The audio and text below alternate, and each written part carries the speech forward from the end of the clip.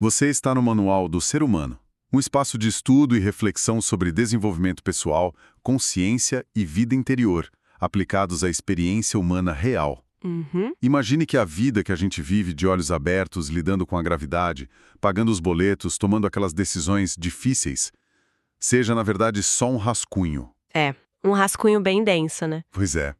E que a verdadeira realidade, o momento exato em que o nosso mundo físico é desenhado, negociado e construído de fato, só aconteça na hora em que a gente fecha os olhos. Sim, exatamente. O nosso foco hoje é mergulhar de cabeça nos textos da Jane Roberts, que são muito conhecidos como material de Ceph. A nossa missão nessa exploração aprofundada é desconstruir de vez aquela ideia bem limitante de que o sono é só um mero descanso para o veículo biológico, sabe? Um simples carregar de bateria. Da nossa sociedade. Uhum. A gente foi treinado por gerações para enxergar o estado de repouso quase como se fosse uma falha de design do corpo humano. Tipo um tempo perdido, né? Isso. Um tempo perdido ou uma pequena morte diária que é necessária só para que o corpo não entre em colapso total. E sobre os sonhos, a tendência geral é tratar isso como um caos neurológico. Com certeza. Como se fosse uma lixeira mental onde o cérebro processa o ruído do dia a dia. Sim. Mas as fontes que a gente está analisando hoje trazem uma premissa que é diametralmente oposta a isso. O estado de sonho não é, de forma alguma, um subproduto da vida diária. Nossa, muito pelo contrário. Pelo contrário, o sonho é a nossa condição mais natural. Ele funciona como o laboratório primário onde a própria realidade física é fabricada. Ok, vamos analisar isso com cuidado, porque isso inverte completamente toda a lógica de causa e efeito com a qual a gente opera todo dia. Inverte mesmo. O material apresenta muito aquele conceito de Framework 1 e Framework 2. Uhum. Como que exatamente essas duas estruturas conversam? E por que a realidade física nasceria lá no mundo dos sonhos e não o contrário? Então, o conceito de Framework 1 refere-se à nossa realidade física imediata, sabe? A nossa vigília. Exato. É o mundo das cadeiras, dos relógios, da lógica do tempo e das consequências materiais puras e simples. Tá. E o Framework 2? Já o Framework 2 é descrito como a nossa realidade interna. É um meio criativo muito vasto que não está sujeito a tempo e espaço da mesma forma que a gente conhece. Entendi. E o estado de sonho é exatamente a ponte. Ele é o canal de tradução ativa entre essas duas frequências. Tudo que existe no Framework 1, tudo mesmo, precisa ser concebido, testado e construído primeiro lá no Framework 2. Caramba! Então a materialidade que a gente toca é o resultado final. Exatamente. É o resultado final de um processo que começou no estado não físico. Ah, eu acho que a gente pode pensar em um iceberg para ilustrar essa proporção para quem nos ouve. Nossa, ótima analogia.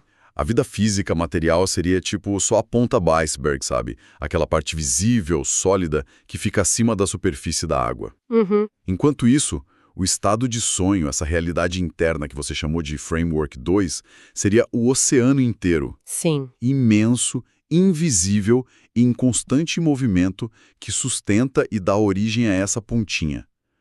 O que sustenta o que a gente vê é uma base massiva que o olho nu não consegue captar. O que é fascinante aqui é que a estrutura do iceberg ilustra super bem a disparidade de volume e de importância também entre esses dois estados. Verdade. Isso nos obriga a reavaliar a função do próprio cérebro, porque existe essa ilusão super comum de que a nossa neurologia é o que fabrica o sonho. Como se o cérebro fosse um projetor de cinema interno, né? Exato, ligado na tomada biológica do corpo. Mas as fontes argumentam o tempo todo que a mente, que é não física, utiliza o cérebro físico só como um mecanismo de tradução. Peraí, só tradução? Só tradução. O cérebro capta os dados imateriais lá do Framework 2 e ele os decodifica. Assim, a consciência focada aqui no corpo físico consegue compreender esses dados de alguma forma. Ou seja, o sonho é tipo o projeto arquitetônico e a vida física é o prédio depois que já está construído. Perfeito pensar assim.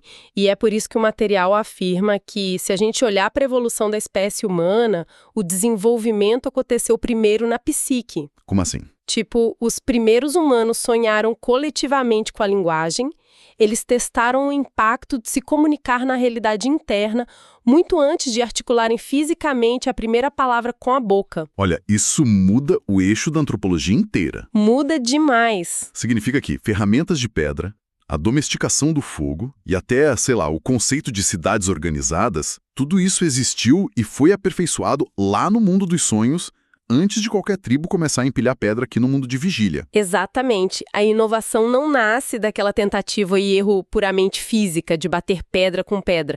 Ela desce de uma prancheta de teste psíquica. Nossa, isso é muito louco. E o ímpeto primário para o crescimento tanto biológico quanto social vem desse estado de sonho. O mais intrigante é que as fontes são categóricas ao afirmar que isso não é exclusividade do ser humano. Não. Não. Toda e qualquer forma de consciência sonha. Até os animais. Os animais sonham, as plantas sonham e até mesmo o que a gente define como matéria inanimada sonha. Pera, matéria inanimada sonhando? Pois é. O material introduz a ideia das unidades de consciência, que ele chama de CUs. Átomos, elétrons, moléculas, todos possuem essas unidades minúsculas de percepção. Certo, mas uma molécula não tem um sonho visual com enredo e personagens, né? Não, óbvio que não. Mas ela entra em um estado de ressonância não física. E nesse estado, as moléculas colaboram. Elas testam ligações químicas invisíveis antes de se unirem na realidade concreta para formar o nosso ambiente. É uma rede formidável de cooperação. É uma rede impecável, na verdade. Mas então, o que tudo isso significa? Digo, se o mundo físico, incluindo a nossa biologia, é só uma projeção de um estado criativo tão vasto, como que isso se traduz para a saúde física e para a nossa sobrevivência no dia a dia? Do ponto de vista prático e biológico, o sonho atua como um gigantesco simulador de probabilidades. Simulador? Sim. Antes da tomada de qualquer decisão importante no mundo de vigília, a nossa consciência testa infinitas linhas de ação prováveis lá no sono. Caramba! A gente experimenta os resultados, as reações emocionais e todos os possíveis desdobramentos de vários caminhos no Framework 2. Então, o corpo absorve os dados dessas simulações e quando a gente acorda tem meio que uma bússola interna? Exato. Fica uma intuição muito mais afiada sobre qual rota tomar na realidade física. Mas isso levanta uma questão complicada, a questão dos sonhos ruins. Ah, os pesadelos. Porque, olha, se o estado de sonho é um simulador tão sofisticado assim, como que a gente explica os pesadelos?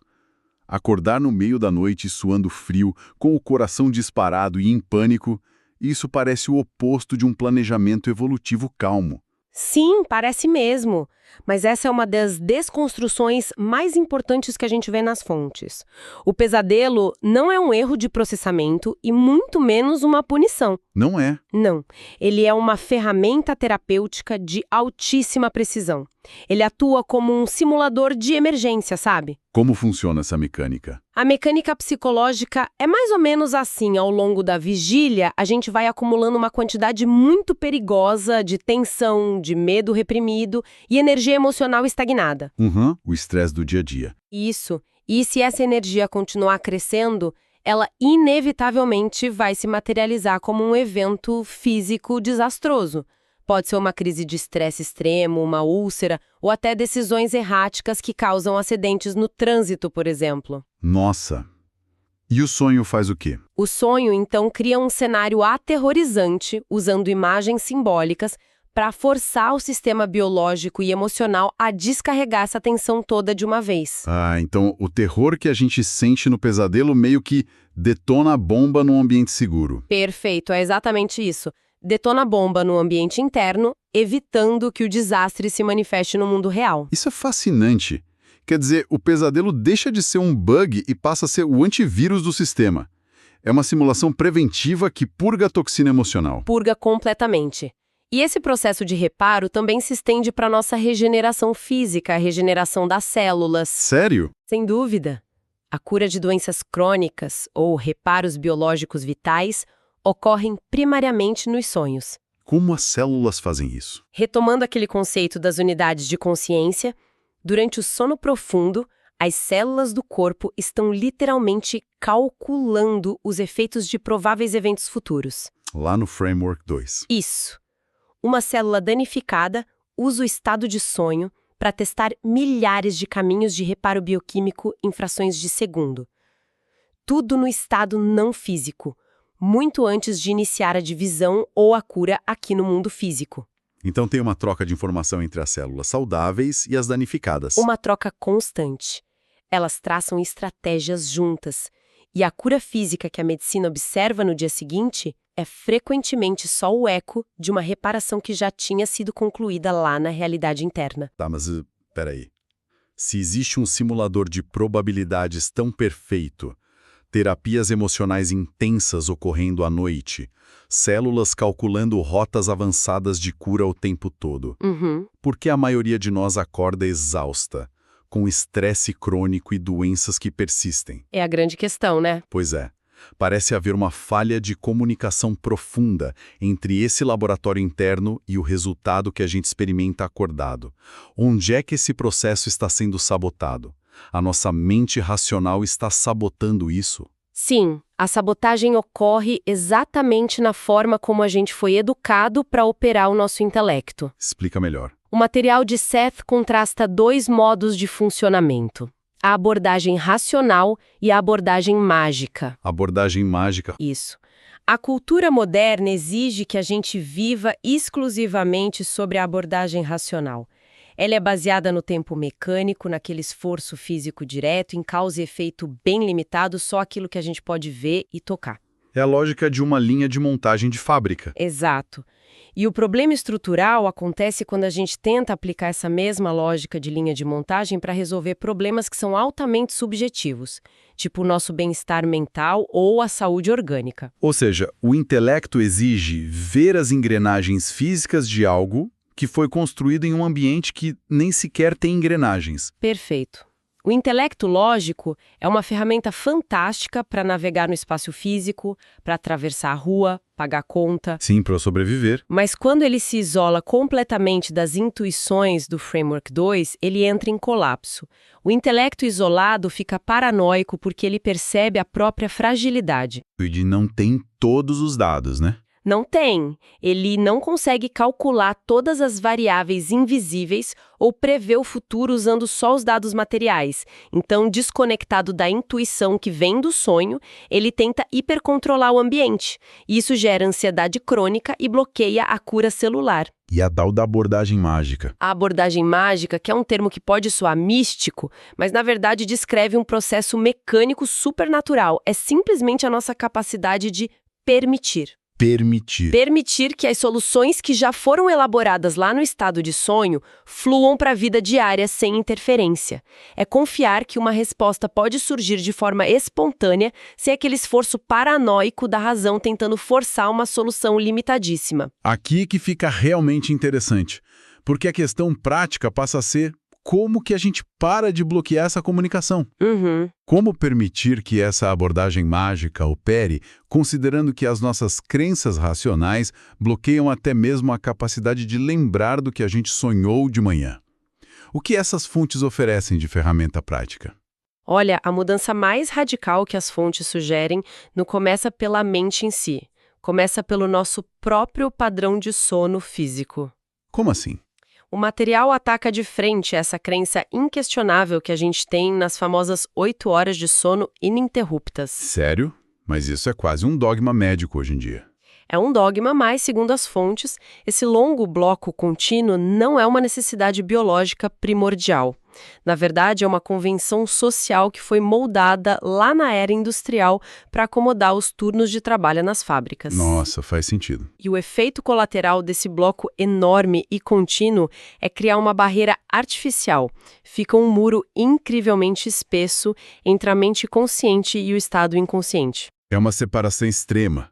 Um mergulho tão profundo e prolongado que na hora de retornar para a superfície da vigília, a distância percorrida faz com que tudo o que aconteceu no laboratório do sonho se perca no trajeto. Exatamente isso. É como se a mente consciente e a inconsciente fossem em duas cidades, sabe? E devido a esse padrão de 8 horas, elas só conseguissem se comunicar por sinais de fumaça muito vagos de manhã. Essa metáfora é excelente. E a solução que as fontes propõem para quebrar esse muro é adotar padrões fracionados. Fracionados como? As fontes recomendam reduzir o bloco principal de sono para um máximo de 6 horas, ou até mesmo um período de 4 a 5 horas de sono noturno, complementado por um cochilo ou estado de repouso em outro momento do dia. Entendi. E qual o impacto biológico disso? Essa alteração reduz o tempo em que o ego consciente fica totalmente inativo. Se você desperta após só 4 ou 5 horas, a memória dos cenários não físicos ainda está muito nítida. Ah, o corpo físico não passa tantas horas em jejum absoluto de consciência. Exato. E a mente consciente retém muito mais facilmente a sabedoria que acabou de ser processada lá pelas células no Framework 2. Então, usando a nossa metáfora das cidades de novo, mudar para esse padrão mais curto e fracionado seria o equivalente a instalar fibra ótica entre a mente desperta e o inconsciente. É isso mesmo, fibra ótica pura. O tráfego de informações se torna contínuo, rápido. Quebra aquele choque de transição entre o estar completamente apagado e o estar funcional. Sim, o fluxo de dados fica natural. Mas e a fricção prática disso? Além de adaptar o corpo ao novo horário, as fontes sugerem uma técnica chamada câmera dos sonhos, né? Isso, a câmera dos sonhos. Na teoria, parece brilhante usar uma intenção para capturar ideias durante sono. Mas como que uma mente, que já está super condicionada a ser passiva à noite, consegue lembrar de bater uma foto de algo enquanto está essencialmente inconsciente? A fricção existe mesmo porque a nossa intenção intencional no sono é um músculo que está atrofiado. Totalmente. O uso da câmera dos sonhos depende de um processo de sugestão pré-sono e tem que ser feito de forma muito consistente e principalmente sem tensão. Sem tentar controlar racionalmente. Exato. O erro comum é deitar na cama e fazer uma exigência racional, o que só gera estresse. A prática correta envolve você deitar, entrar em estado de relaxamento e dar uma instrução bem suave para o intelecto, tipo, vou perceber que estou no estado de sonho e vou reter as informações vitais. Uma sugestão calma. Muito calma.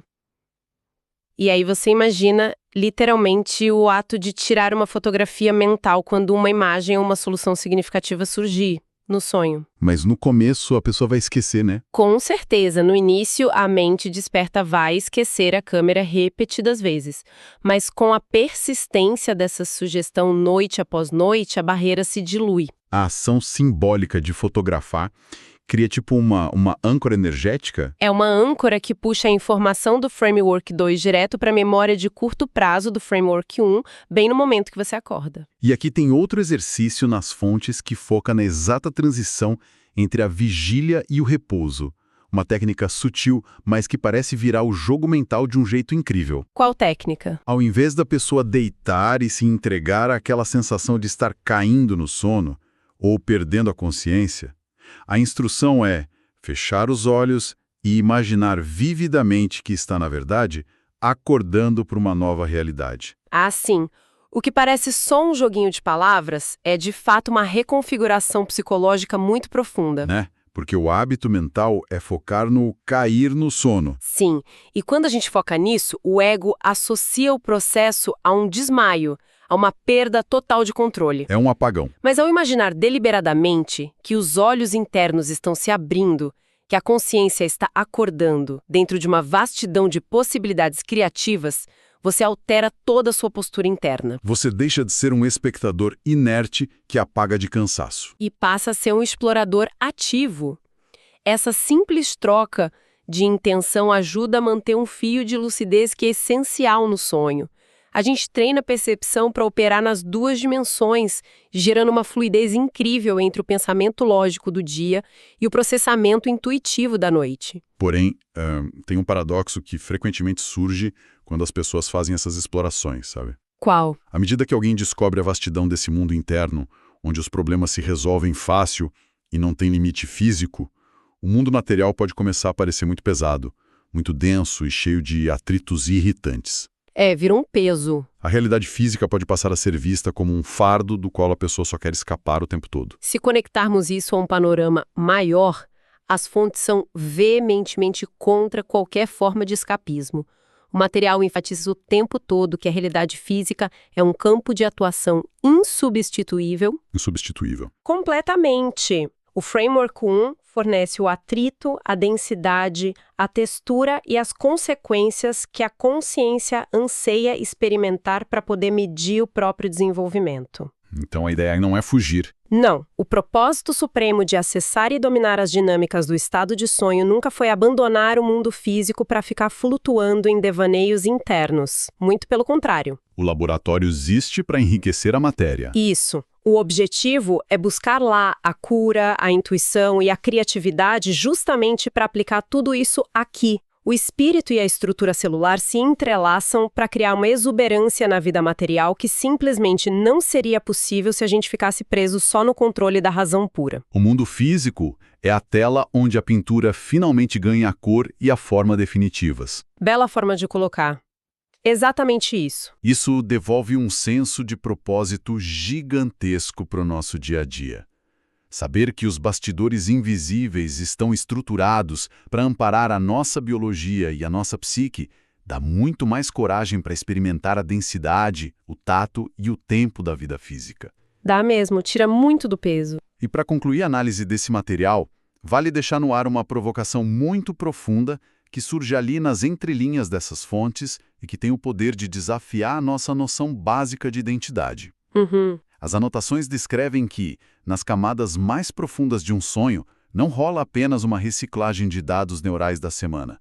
Nessas esferas, operando fora do tempo e do espaço lógicos, ocorrem interações reais com versões paralelas e com as camadas mais sábias de si mesmo. Exato. Sendo assim, a reflexão final que fica para quem nos ouve é a seguinte: e se toda a vivência sólida deste exato momento, a cadeira em que se está sentado, o dispositivo através do qual este áudio está sendo reproduzido, a sensação física do ar entrando e saindo dos pulmões, for na verdade apenas um sonho incrivelmente vívido e estruturado? Sendo sonhado por quem? Sendo sonhado por uma versão muito mais vasta e atemporal da própria consciência. É de explodir a cabeça. Se esse conteúdo te ajudou a pensar melhor sobre si mesmo ou sobre a vida, inscreva-se no canal, curta o vídeo e compartilhe com quem também está interessado em aprender a ser humano com mais consciência. Até o próximo estudo.